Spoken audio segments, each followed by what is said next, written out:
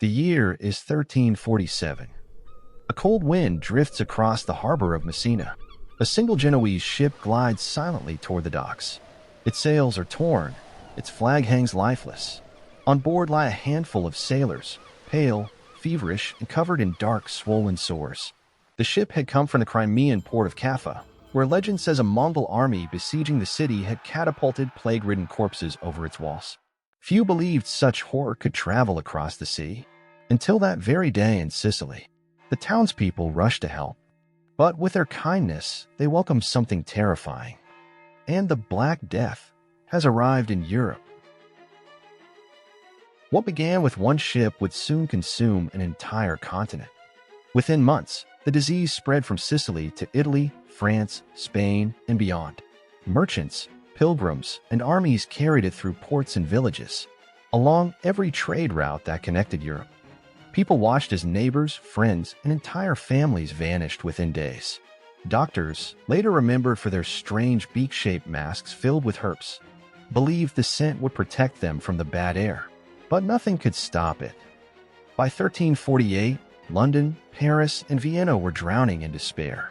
Chroniclers wrote of mothers abandoning their children, of priests refusing last rites, and of carts rolling through the streets filled with the dead. Corpses piled on the roads.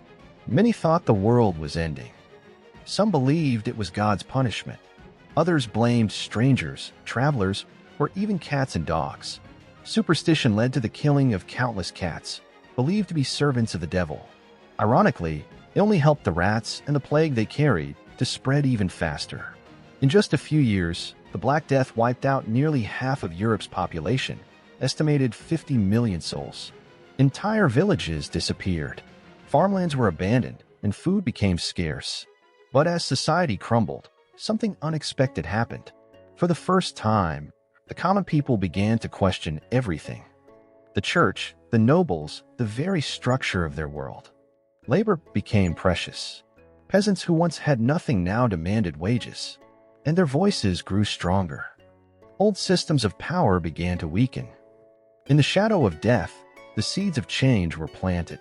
From fear came reflection.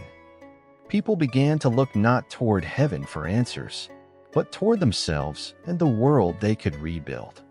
When the plague finally faded in the early 1350s, Europe was forever changed. The fear of God turned into curiosity about life. Medicine, science, and art began to bloom from the ashes of tragedy. The Renaissance, humanity's great rebirth, would rise from this darkness, build upon the social changes left behind by the plague. It's strange to think that the world we know today, our cities, our medicine, even our way of thinking, was shaped by an invisible killer that arrived on a single ship. It was called the Black Death.